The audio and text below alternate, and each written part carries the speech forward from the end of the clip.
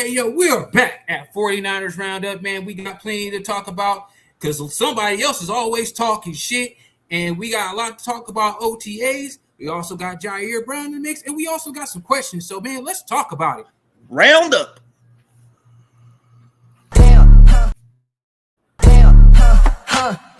Bitch ass boy, you a fan. Damn, fuck a hood, catch you for a gram. Pussy nigga, do you know who I am? Damn, bitch ass boy, you a fan. Damn, fuck a hood, catch you for a gram. Pussy nigga, do you know who I am? Hey, yo, we are back at 49ers Roundup, man. It's your boy, I am D's Rants, CG Ruthless. We are in the building, man. We got plenty to talk about going on with the Niners, man. Definitely starting off with Mike Evans cooking everybody at OTAs, man. What are we thinking, man? What is going on? How are we feeling about that? We feeling good? We feeling bad? What are we feeling indifferent? We are feeling good as advertising. Like George Kittle just said, we haven't had a legitimate veteran wide receiver, man. He torched that defense, bro. OTAs is all we looking at. They finished that part. Mike Evans is exactly what everybody is saying. Bro, if he can stay healthy, we are talking the 2013 version of Anquan Bolden. Ooh, are we going that far? I'm going that far. Mike Evans has been in the league for a long time, and people had him highly rated even before Anquan Bolden even retired. So you got to think about that. So, like, the deep threat, man, the deep threat opportunities, possession receivers getting in there, making catches in the middle of the field, man. Like I said, hopefully he can stay healthy because, like I said, he did get banged up his last season in Tampa, and that's a lot of the reason why he came here. His health was a main concern for him going into this year, and that's what convinced him. George Kittle convinced him to come to San Francisco because the way the 49ers take care of their players. So definitely, if he remains healthy, man, I think another 1,000-yard season and a deep playoff run is in play. It's very possible as long as he's healthy. I mean, this is probably the rarest season he's ever been injured. But even when he was injured, he still was able to produce. But I think having a guy of his caliber, he wants to get the ball. And, of course, Kyle's going to give him the ball. So I'm not too concerned about Mike Evans as a veteran. Like, I believe he's going to contribute just like any other good veteran receiver is. I mean, he's in the same conversation as Jerry Rice when it comes to those, was it like 10 or 11 seasons of 1,000 yards, right? Yeah, absolutely. One of those, it's a very rare company to be a part of.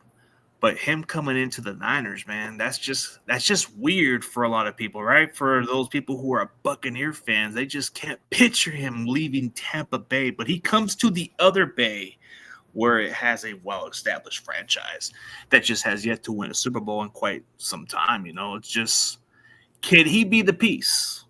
Can he be the piece for that offense to take it to the next step? I think he could. Do you think he gets 10 or more touchdowns this year if he stays healthy? Absolutely. Look what he did in the red zone. He made everybody look like nothing. Yeah, I see that. And then especially with the other receivers that we have potentially lining next to him with Christian Kirk and Ricky Pearsall coming into play, plus DeJon Stribling. So, I mean, I think those would be the top main four. And plus, you still got an open spot for Jacob Cowing, Jordan Watkins, or any other receiver that's still got an opportunity to try out and make this team. So it comes down to who can return kicks or do something on special teams. Usually that's what the sixth receiver goes to. Jordan Watkins has to stand out, or Jacob Cowing has to stand out as a returner or something, but that's going to be hard.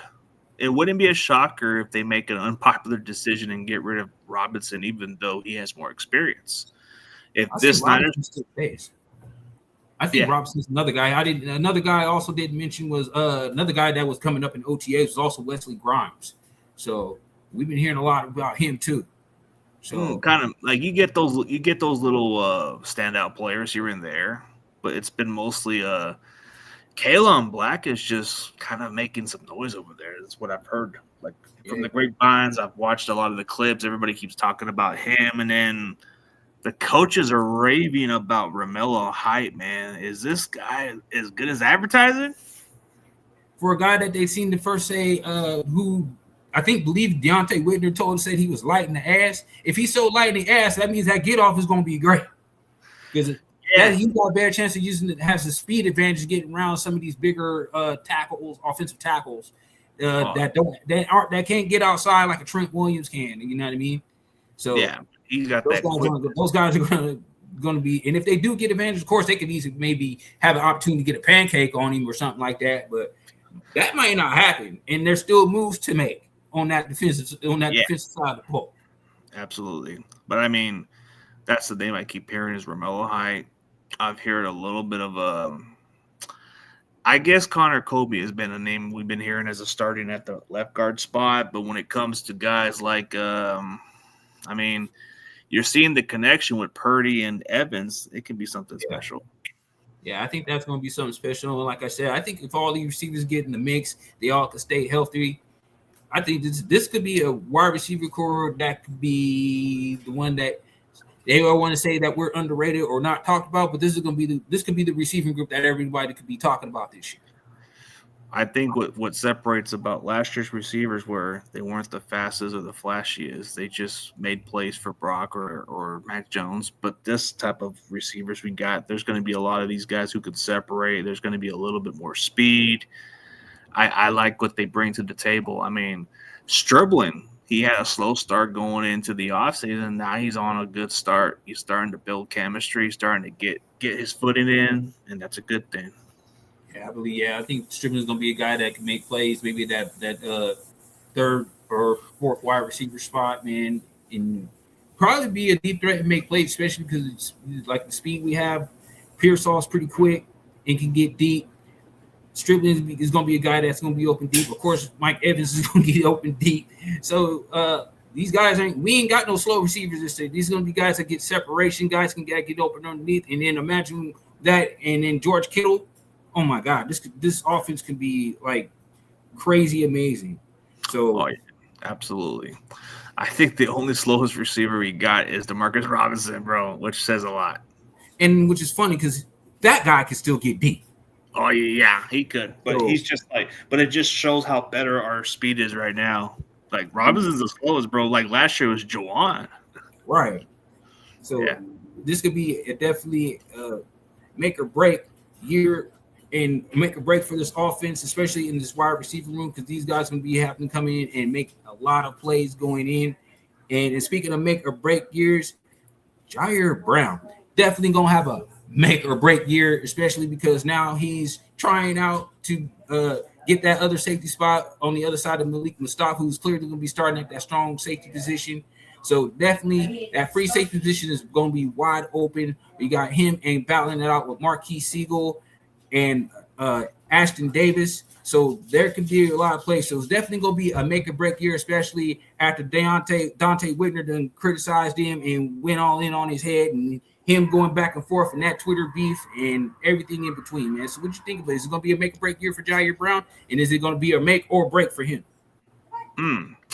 For him to have a breakout year, I think he's going to have to feed off that fuel. And having a DC that might be able to make him better. I mean, if anybody can bring the best out of Jair Brown, it would have to be Raheem Morris. I mean, previous years, there was a DB guy like Steve Wilkes that brought the best out of Jair Brown as a rookie. So maybe we might see the best Jair Brown we've ever seen since his rookie season. So I'm going to say he's going to break out this year because he's entering a contract year. He knows he's going to be good as gone if he doesn't break out this year. So it's definitely going to have to put up or shut up year for him. So I'm going to say he's going to break out this year.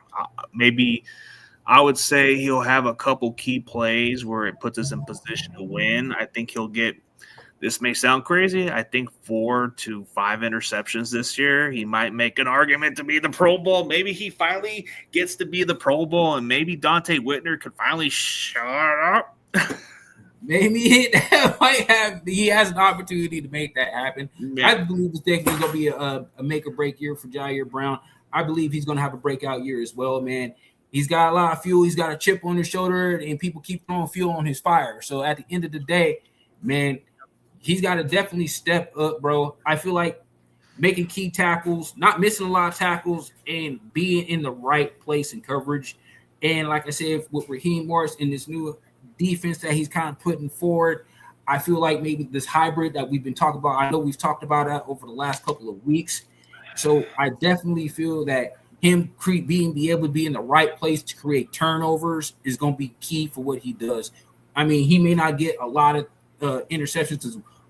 We've got a hell of a division and a lot of really good receivers in our division. So it's not going to be a easy task for Jair Brown coming out this year. So he's going to have to go all in if he really got a shot at getting a start over Marquis Siegel and or Ashton Davis. Because I've seen these guys on tape and they've made some plays as well, especially Siegel last year. He's made some big plays over the last year.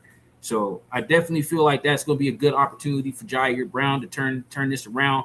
Chip on his shoulder, got a lot of people that he could actually make people shut the fuck up. Dante Whitner being one of them.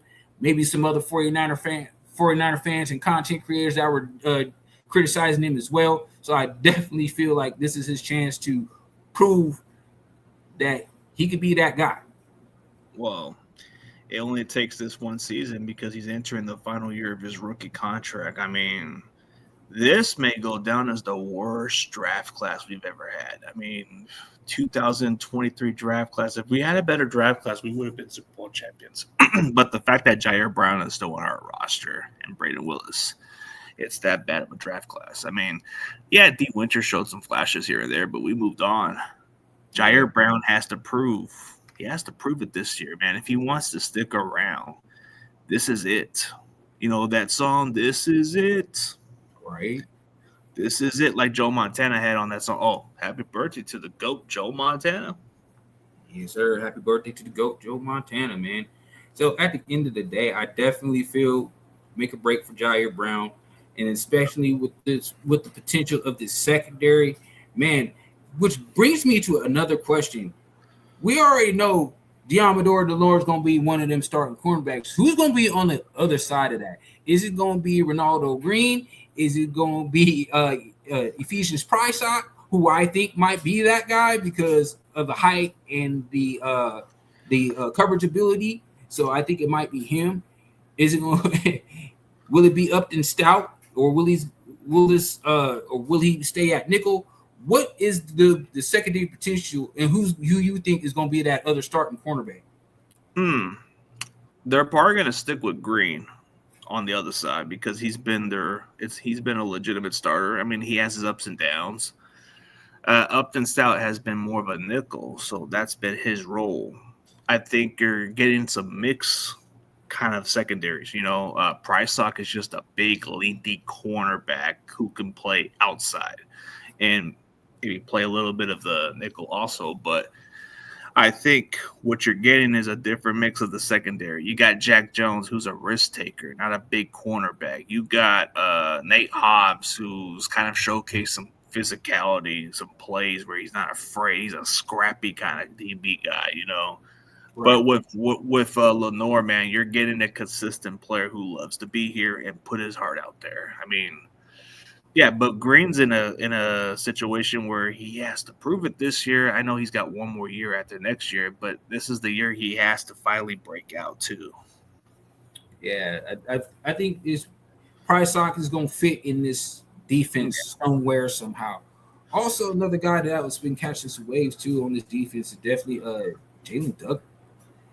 He's been getting talked about a little bit too, especially. He could be a hybrid guy, be that third linebacker. Like I said, we don't know what Raheem's defense is going to really look like. I don't know, playing a little bit of more man. So I feel like the secondary could possibly be playing a little bit more man as well. So hopefully we want that matchup. Deommodore Lenoir, JSN. That's the matchup I'm dying to see. Now, could he actually lock up guys like Puka Nacua, Devontae Adams? You know what I'm saying? Can he lock up a Marvin Harrison Jr. one-on-one and stay with him all day? I want to see Deommodore be if he says he's that number one guy at cornerback, this is his opportunity to prove it as well. Well, he's proven his consistency. They just never gave him the chance to compete against those receivers. When he had a chance to go against some of them on matchup-wise, they didn't catch a single pass from him. So it's like he's good, but the coaches put him in different positions. I mean, honestly, I would rather have Lenoir go against JSN you can take away the equation. We know what Lenore can do. He'll take away the big plays, or he'll at least put the best receiver in check. Like Right.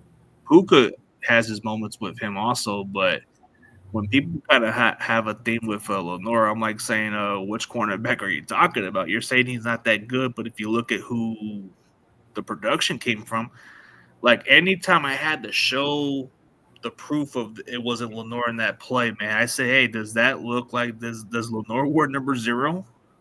Like seriously, does he wear number 0 or does he wear number 7? And then they just go silence, bro. Like Lenore doesn't get enough recognition. That's the crazy part. Yeah, and another thing too, they either kind of don't throw on his side, and honestly, if they do get a catch on him, they're getting tackled immediately. So yeah, he doesn't give up a big play like that, but he rarely gives up big plays. But if he does, it's very rare. Yeah, it's rare.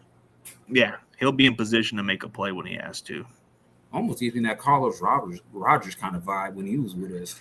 Carlos Rogers was a guy who was just looking for, like, he was a good shutdown corner in DC, but when he came to San Francisco, he had one of his best breakout seasons. I think he had about 5 or 6 interceptions, but had like 20 pass deflections, bro.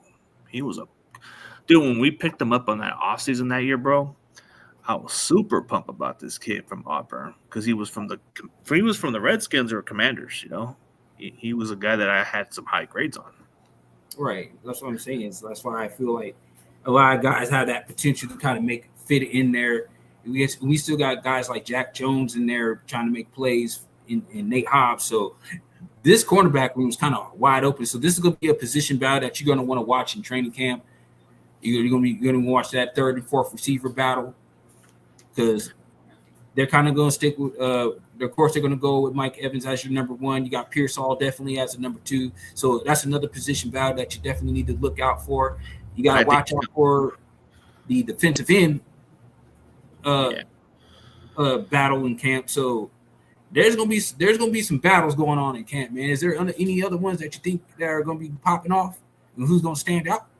Who's going to stand out in camp and who's going to probably make noise? I think we're going to look at the number 2 running back. I think that's what's going to make some noise. Like you got Jordan James and Kalen Black competing for that backup role.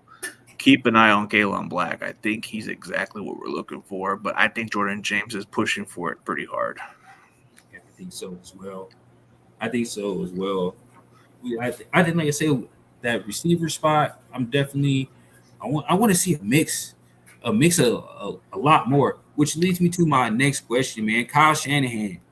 I've been saying this for years, and I know maybe other 49er fans, content creators, whoever has debated this issue. Kyle needs to open up the offense, and I don't mean such as switching it up, throwing the ball a little bit more. I mean as changing up formations with the roster that you had. Kyle's had potential to run more receiver sets, not so much dump the ball down to Christian McCaffrey, even though Christian McCaffrey's a phenomenal receiver coming out the backfield and even lining up as a receiver. So at the end of the day, man, I feel like Kyle needs to do more with this offense, expand, change up formations, go a little old school, like mix it up a little bit. How are you feeling? Yeah, I think he needs to change up a little more to have an advantage against certain defense because, I mean, you're going to play better defense. My problem with Kyle is he tries to stick with the same philosophy at times. And when it doesn't work, bro, you might need to change it up. Like take a playbook or take a, what is it called? Like one of those textbooks from the Rams, 13 personnel. Why not just open up your tight end? Like get Jake Tung or George Kittle on the same field. I mean, get your blocking tight end on the other side or have Brock get some freedom to call in some audibles, bro. Like Brock is one of the most brilliant quarterbacks. He's very brilliant. Like he can probably see what could happen on a play and he can change it up. Kyle doesn't give him that freedom to do more than 2 times, bro. So he needs to let him do that a little more. Yeah, I think, Brock Purdy definitely needs some freedom to move around in this playbook, switch things up. Like I said, formation-wise, utilizing other players was my problem with him. Yeah. And I thought about that with Ronnie Bell until he had that one bad game and they shut him down after that. So there were opportunities for Kyle to expand this offense, utilize more guys and not so much run Christian McCaffrey to the ground, because when we got him, he was the new play toy, kind of like Raheem Mostert. You run him to the ground until he gets hurt, and then you're like trying to figure it out. And that you don't want to be in that position again. Nah, you don't want to be in that position for sure. But the thing is, I wish they went back to a running back by committee balance, like maybe try to run the ball with 3 running backs.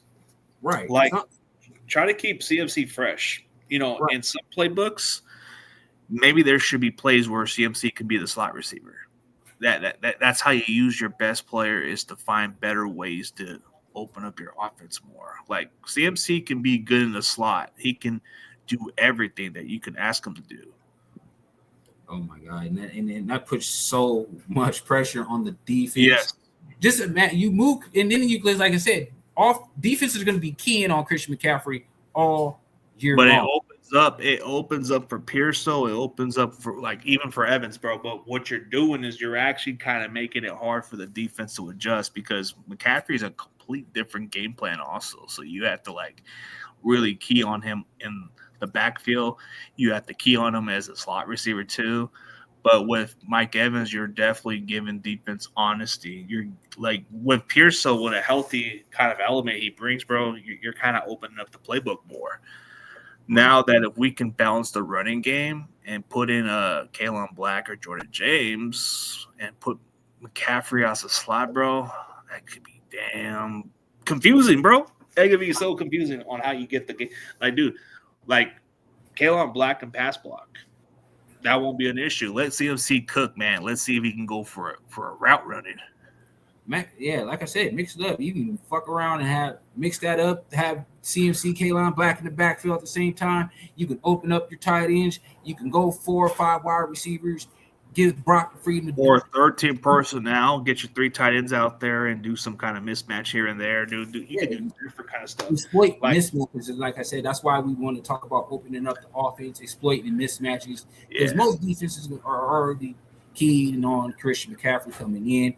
And now Mike Evans is going to be out there trying to keep defenses honest. And then we got the speed to keep defenses honest now. Yeah, it would.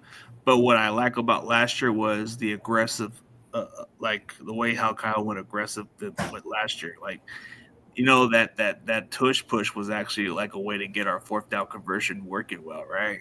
Right. And everybody Keep doing it. Everybody named Mama was doing that, like, for real. Nobody, because at the end of the day, if Philly was doing it, and nobody could stop it, bro. They wasn't that many teams that could stop it. No, but it was, and he can utilize that too, especially with like adding offensive linemen and not as blocking. Put them in the time you don't have them block, especially up front goal line, bro. Push somebody around, bro. Let's run some power. You know what I'm saying? I haven't seen that. This, like, the single back stuff, a little bit of off eye. I would definitely love to see Juice get more involved in the offense too. Yeah, even him as a fullback, he can catch the ball at the backfield. He could be another backup tight end. Like, I mean, there's different ways we can use him, but around too. Kyle needs to use things like this to confuse the defenses. Because he has the players and the means to do it, and he's had them over the years. He uses them for the motions, which it works sometimes, but not all the time. Yeah, he needs to be more of a tight end or be used in different ways. But I think Juszczyk has proven that he's still an effective fullback when you use him in a different way. But as a receiving kind of fullback, bro, we know what he can be. We know he can be cooking. But we need to get more on some 13 personnel, dude. Like, Jake Tongue has shown that he can play. He can showcase the ability to make some catches and move the chains. A healthy George Kittle, of course, is a huge difference. But Luke Farrell, man, I don't know, not quite much of a blocking specialist like everybody says, but we got this kid coming from Penn State that just came undrafted. He's a good blocking tight end from Penn State. Oh yeah, so Dinkins. We got to watch out for. Yeah, Khalil Dinkins. We got somebody Brock Dink and dunk too as well. Because I heard Dink and dunk, bro. In the red zone, he's gonna be dinking and dunking, or Mac and Duncan. So I mean, this is what Kyle can do, and I would like to see Kyle do that this year because if this offense can get him over the top if Kyle does this. If Kyle does moves like this, I feel like we could definitely get over the top. And definitely, last but not least, we know, we've talked about it. We've talked about it till I did the head and hit the desk, head and hit the wall. At this point, we didn't need a straight jacket in a padded room because Brandon Ayuk again is on that bullshit. Oh, man. But you know what? Post talking about calling the Niners stupid for paying them $56 million, and you then getting pissed off because you voided your guarantees. Now, I personally tried to reach out to Brandon Ayuk on Instagram, and of course, this motherfucker decided to play Call of Duty Ghost. All right, so I'm cool with that. All right, that's kind of what I was expecting going in. I figured I didn't have a shot anyway. I just figured I'd get a shot because I really wanted to get his side of the story. I want to know what day, what decision, what happened that led up to you to go take that stand speeding and all that other shit. What led up? I want to know what then led up to the decision that you made today, because at this point, we don't know what's next to you. And the way you keep going and crashing out, I feel like you about to talk your way out the league. Yeah, he's already kind of pulling the AB move, man. AB, as talented as he is, you can make an argument that AB is a Hall of Famer kind of receiver, but Ayuk's not even in that category. He's just in the attitude category. But, yeah, Ayuk has faced himself, bro. I don't know what team would want to take a chance on him. I mean, if it's the Commanders, are you that desperate? Are you that desperate for a wide receiver? Like, dude, through social media, it's nothing but Commander fans defending Ayuk like he's the victim, bro. Like, what's going on? And what world do other medias want to have Grant in these platforms, bro? Like, you want real legitimate facts, or do you want the lies and bull crap? And that's where Grant comes from. I mean, there needs to be better people on the platform. And I think him having a platform is just like having Mike Florio. You know, Mike Florio gives you the crap too. So it's like, which one would you rather listen to, Florio or Grant? They're pretty much the same people. Man, that's wild. And the thing, I don't care for the fake stories. That's why us here at 49ers Roundup, we come out with the real news, man. So with Brandon Ayuk, man, coming back around to him and all this other nonsense that he's doing, he's not going to find himself on the Commanders at all. Now, media picks, now with the dumb shit that he's doing, a warrant is still out for his arrest. I don't even think they have arrested him yet. I don't think they ain't been approached at his home. He ain't been approached anywhere on the street. So ain't been pulled over in no whip. So ain't no word to whether he's been arrested or not yet. So he's still going to have, now he's going to have to face that. And then on top of that, he's going to face fine with the league. And then, of course, with training camp right around the corner, he can get fined a whole bunch of money. Come to find out, shout out to David Lombardi for that one, because he can get fined for every day he don't show up. But that has to start during training camp first. Yeah. And of course, if he wants to not get fined and try to force a trade, all he has to do is show up. And of course, they're not going to let him into the building. They're not going to let him do anything. So basically, you're forcing the hand here.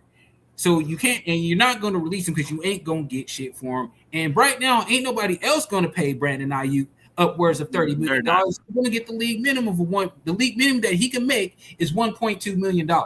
That's what he can make from any team. Yeah, that's the league minimum. That's the league minimum for him. It's a risk taking with him. Like, you're not. I mean, Ayuk, you can forget about your big money, bro. That's going to be behind you. You got to prove it this year for the Commanders or whoever. But I don't know. Maybe teams won't even take a chance on you. But yeah, dude, I don't know how many times on social media you got to deal with these Commander fans, bro. They're just that delusional. Like, goddamn, bro. Like, I can't even talk football with some of these Commander fans, bro. They're just that slow. That's wild. If you look at all the tweets from Commander fans, bro, they're buying. They're eating up this crap. Dude, as crazy as it sounds, bro, my oldest sister and my cousin, who are Commander fans, they don't want nothing to do with Ayuk. They say we don't want that shit in our locker room. Why would they want that in their locker room? And they still they got a wouldn't. solid receiving core over there too. They still got Terry McLaurin. They still got They McCaffrey. drafted the kid from Clemson who might be good. So I don't know why. and they did draft a guy too. So I mean, they got talent there. I don't see why they Luke would. McCaffrey, how bad can he be? How bad can Luke McCaffrey be? They got a better shot of bringing Deebo Samuel back before they go get Brandon Ayuk. I mean, that's crazy. Yeah, Debo's still unsigned. Yeah, Deebo Samuel still sitting out there unsigned too. Yeah, and this is a hot take. I don't know if this is going to be something we're going to talk about in the coming days or maybe before the season, bro. Don't be shocked if we somehow get Deebo Samuel on our roster, bro. I can see it. I can sense it. Like, you're going to see training camp with injuries, right? It's going to happen. Right. But this is where we sign Deebo on a very cheap contract, and he comes in and has the Kendrick Bourne type impact, and then Kyle can do different ways, bro. Well, as I said, we need more weapons, and then, like I said, with him and CMC, they were great together too. So at the end of the day, it was just a matter because Deebo got hurt that year. So yeah, and there's a clear hint with George Kittle saying he likes Deebo. So the more Deebo doesn't get signed, the more I think it's possible. anything is possible, man. Joey Bosa's still out there too. Joey can be unsigned for a while, but I think what I'm seeing the trend of is I'm seeing Nick trying to get his brother on board. Yeah, I guess apparently Joey's out there on that golf game. So and he's hanging around with them. So I think he's trying to get the impression like, hey, if I hang out with him a little more, I think I can get him to come over here.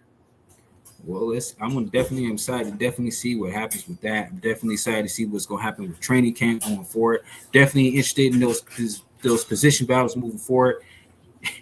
And definitely going to be coming back next week with more 49ers Roundup, man. We are back. Make sure you like, comment, and subscribe to join the rant, man. And until next time, this is your boy CG Ruthless. I am D's Rants, man. And we going to be out, man. Roundup. Damn, bitch ass boy, you a fan. Damn, fuck a hook, catch you for a gram. Damn, pussy nigga, do you know who I am? Damn, bitch ass boy, you a fan. Damn, fuck a hook, catch you for a gram. Damn, pussy nigga.